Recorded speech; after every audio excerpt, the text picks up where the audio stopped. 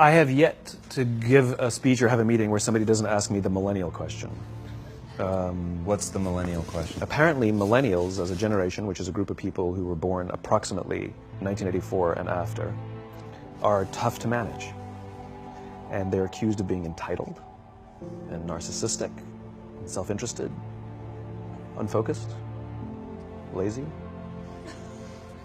But entitled is the big one. And because they confound leadership so much, what's happening is leaders are asking the millennials, what do you want? And millennials are saying, we want to work in a place with purpose, love that. We want to make an impact, you know, whatever that means. We want free food and beanbags. And so somebody articulates some sort of purpose, there's lots of free food and there's beanbags, and yet for some reason, they're still not happy. And that's because they're missing, there's a missing piece. What I've learned is that I can break it down into four pieces, right? There are four things, four characteristics. One is parenting, the other one is technology, the third is impatience, and the fourth is environment. The generation that we call the millennials, too many of them grew up subject to, not my words, failed parenting strategies. Where, for example, they were told that they were special all the time. They were told that they could have anything they want in life, just because they want it. Some of them got into honors classes, not because they deserved it, but because their parents complained. And some of them got A's, not because they earned them, but because the teachers didn't want to deal with the parents. Some kids got participation medals. You got a medal for coming in last, right? Which the science we know is pretty clear, which is it devalues the medal and the reward for those who actually work hard, and it actually makes the person who comes in last feel embarrassed because they know they didn't deserve it, so it actually makes them feel worse, right? So you take this group of people, and they graduate school, and they get a job, and they're thrust into the real world, and in an instant, they find out they're not special, their moms can't get them a promotion, that you get nothing for coming in last, and by the way, you can't just have it because you want it. And in an instant, their entire self-image is shattered. And so you have an entire generation that's growing up with lower self-esteem than previous generations. The other problem, to compound it, is we're growing up in a Facebook, Instagram world. In other words, we're good at putting filters on things. We're good at showing people that life is amazing even though I'm depressed. And so everybody sounds tough, and everybody sounds like they got it all figured out. And the reality is there's very little toughness, and most people don't have it figured out. And so when the more senior people say, well, what should we do? They sound like, this is what you got to do. And they have no clue. Right? So you have an entire generation growing up with lower self-esteem than previous generations, right? Through no fault of their own. Through no fault of their own, right? They were dealt a bad hand. Now let's add in technology.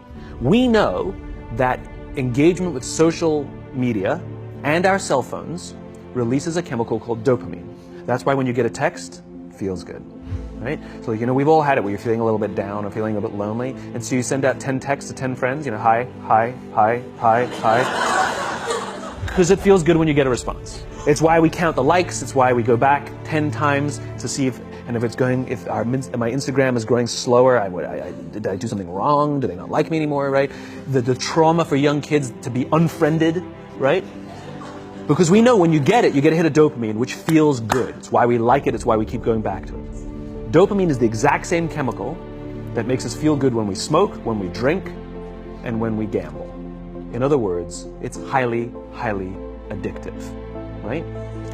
We have age restrictions on smoking, gambling, and alcohol, and we have no age restrictions on social media and cell phones, which is the equivalent of opening up the liquor cabinet and saying to our teenagers, hey, by the way, this adolescence thing, if it gets you down...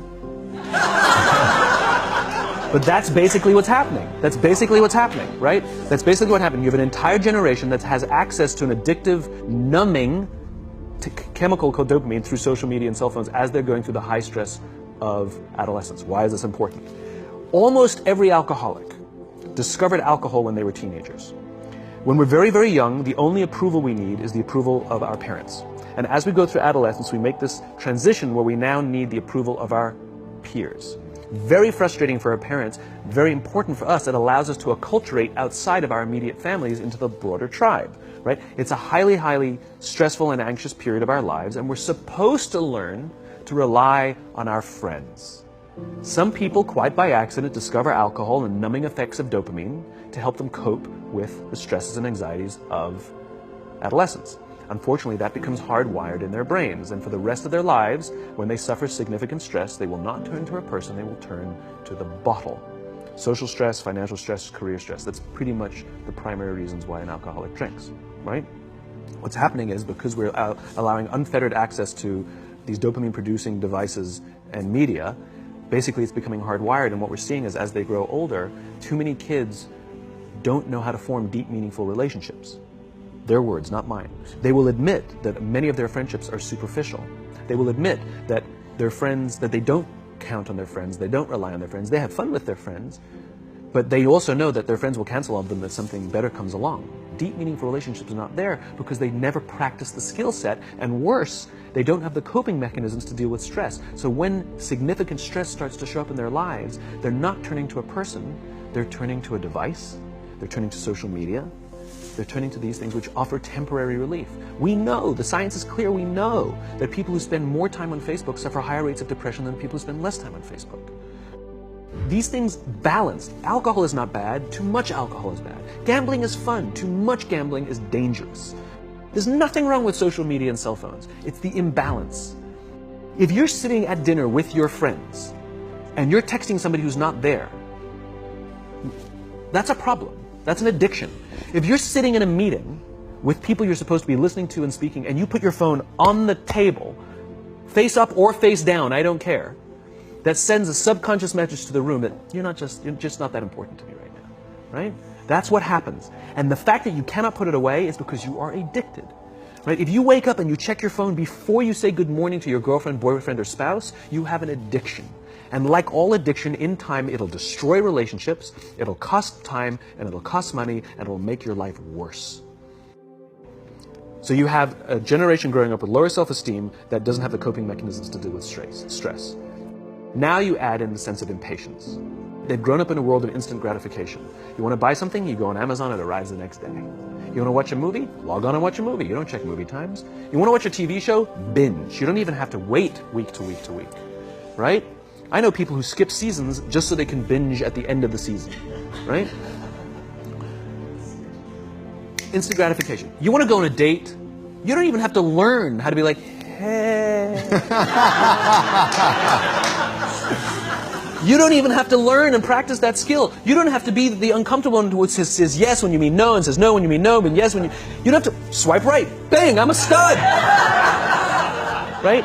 You don't have to learn the social coping mechanisms. Everything you want, you can have instantaneously. Everything you want, instant gratification. Except job satisfaction and strength of relationships, there ain't no app for that. They are slow, meandering, uncomfortable, messy processes. And so I keep meeting these wonderful, fantastic, idealistic, hardworking, smart kids. They just graduated school. They're in their entry-level job. I sit down with them and I go, how's it going? They go, I think I'm going to quit. I'm like, why? They're like, I'm not making an impact. I'm like, you've been here 8 months. You know? It's as if they're standing at the foot of a mountain and they have this abstract concept called impact that they want to have in the world, which is the summit. What they don't see is the mountain. I don't care if you go up the mountain quickly or slowly, but there's still a mountain. And so what this young generation needs to learn is patience. That some things that really, really matter, like love, or job fulfillment, joy, love of life, self-confidence, a skill set, any of these things, all of these things take time.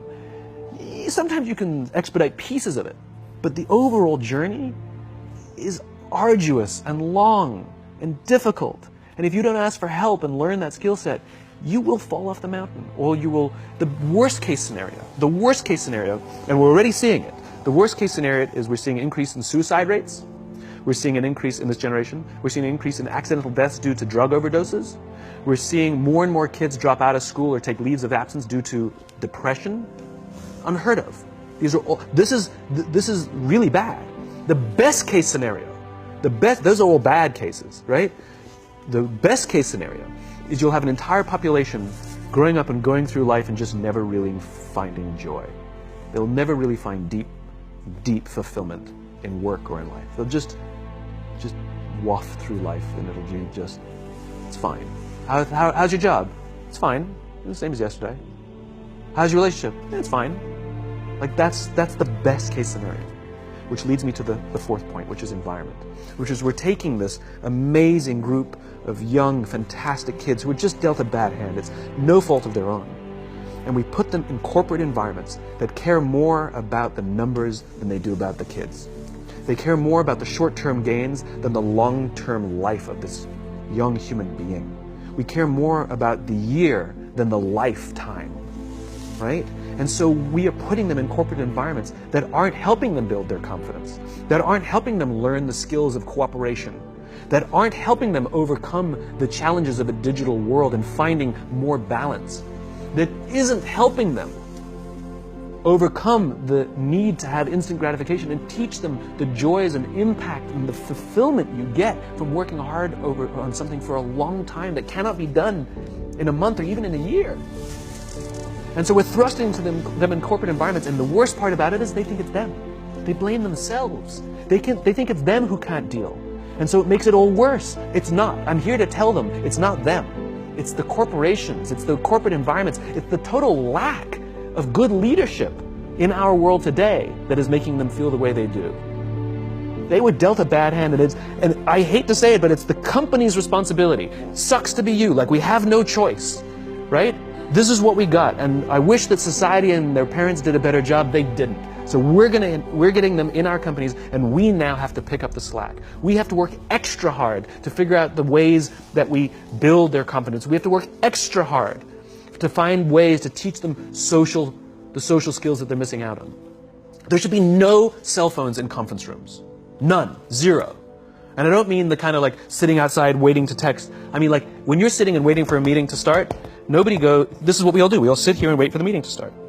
Meeting starting? Okay. And we start the meeting. No, that's not how relationships are formed. Remember we talked about it's the little things? Relationships are formed this way. We're waiting for a meeting to start and we go, how's your dad? I heard he was in the hospital.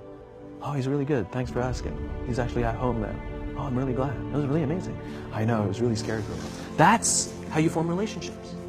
Hey, did you ever get that report done? Oh my God, no, I didn't. I'll help you out. Can I help you out with that?